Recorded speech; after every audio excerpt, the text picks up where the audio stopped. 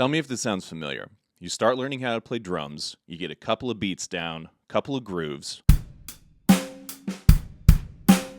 and then once you're comfortable with those, maybe you're taking lessons, maybe you're just learning online, the next thing is you gotta start learning some drum fills. So maybe the first thing you learn sounds something like this.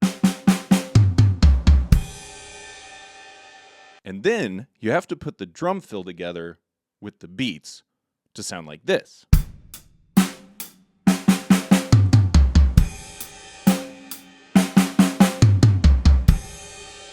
So in my experience teaching, it doesn't always go that way. A lot of times it sounds something more like this.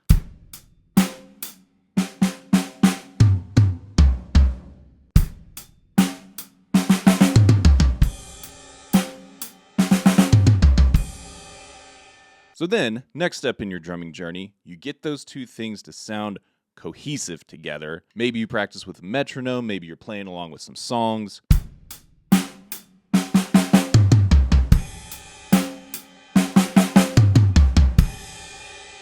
Better timing, good technique, but then you notice you start playing the same drum fills over and over and over. Every song you play, maybe you're jamming with a band, maybe you're playing along to a track, and you're like, I can't get out of this rut. I feel stuck here. I'm going to show you a couple ways to build some creativity into your drum fills without having to go buy a book, without going and taking like a year's worth of lessons. Just try these really simple things. So all I'm doing there is adding a bass drum, actually substituting a bass drum in for one of my snare drums. So to slow this way, way down, I want you to try 3 snares, a bass drum, and then we're going to roll around the toms like we were doing before.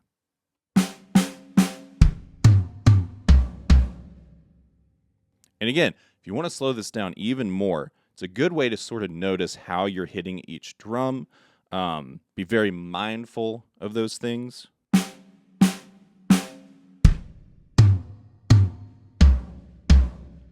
Notice if you're getting a good uniform sound. Are you hitting in a consistent spot on the snare? On the toms especially, if you get out here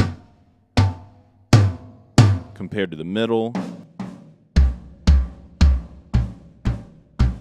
On the snare especially, you're going to hear it. And actually, we can take this even simpler. Let's say you're just playing on the snare drum, 8 notes in a row.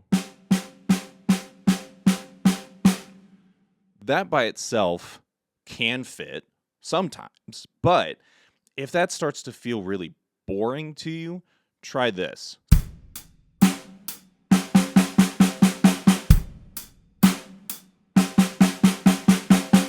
I'm going to do that with some bass drums substituted in for the snare. See if you can catch where I'm throwing those in.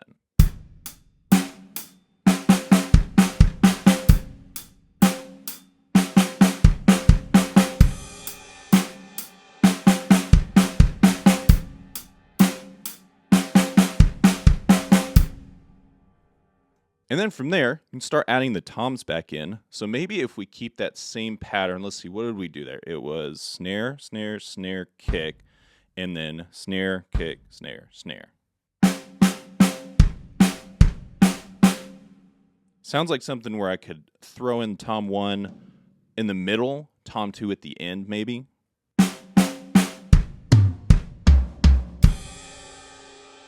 Okay, now we're cooking with something. Now let's try speeding that up a little bit. We'll add it to the groove first, actually, and keep it slow, and then gradually speed everything up together.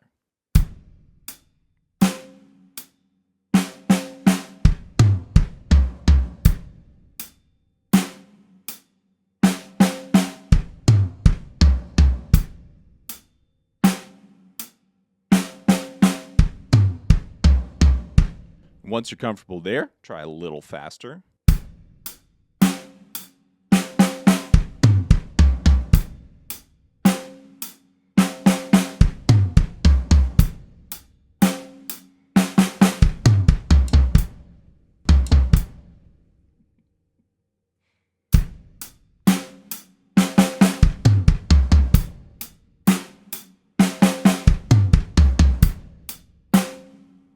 Now, it's not easy because we're throwing in a bass drum to a spot where I guess up to this point in our drumming journey, it's been all hands moving around the toms. And maybe you can do that quickly. Maybe you can do it slowly. It's actually kind of helpful if you're still in this spot where you can only go slow with this particular fill, like because since we're keeping it slow, it just makes it a little easier to throw in something that's unfamiliar. And again, this just goes back to when you were first learning a fill. Try and treat it like that. And if you get frustrated with it, just think back to, oh, well, this thing was difficult for me at some point. Learning beats and grooves was also difficult at some point. Keeping them in time, repeating them over and over, and then building speed with them. So basically, just be kind to yourself. So if we're doing this one, let's do it really slow.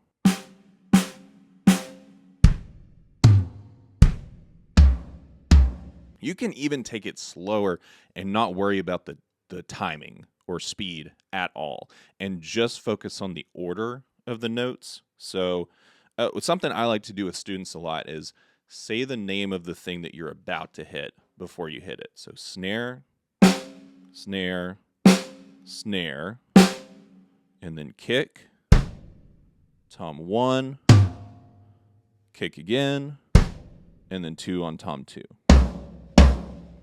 So to demonstrate that again without talking through it, 3 snares.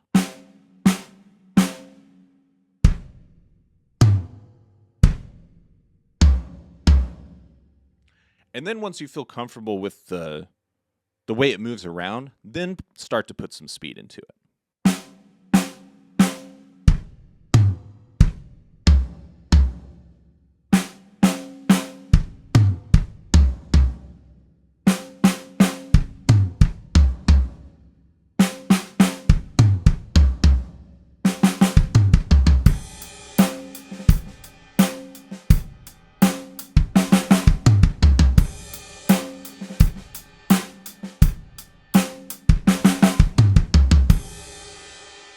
What you might be thinking now is, this is an overwhelming amount of options that I have, because we could do it that way, or we could do.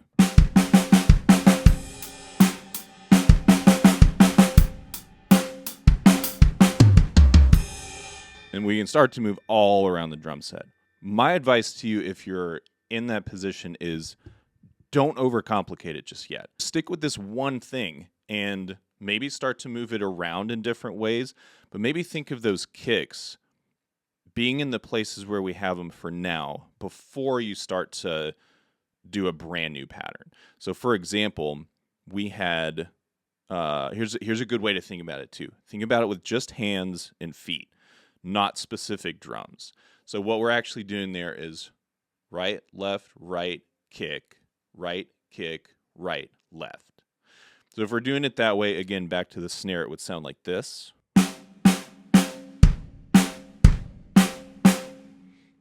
What we could do, starting from that as our 0, is move the first 3 notes around a little bit, like this.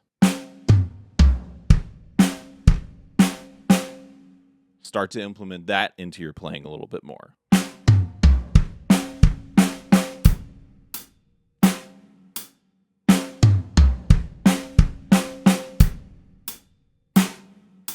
Also, I don't know if anyone else is feeling this so far, but that note where it's just one snare or one hand thing in between the 2 kicks, it should be a flam, right? It's a great, like, intro fill. It reminds me of some old Third Eye Blind or something like that.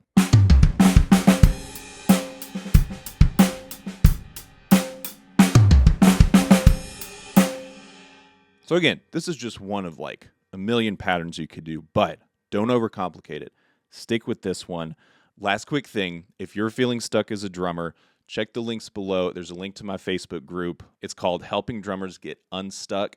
And it's a group that's growing right now. And I'm basically just messaging with people, throwing in free lessons in there, and trying to help people literally get unstuck with things just like this, with grooves, with more complicated stuff.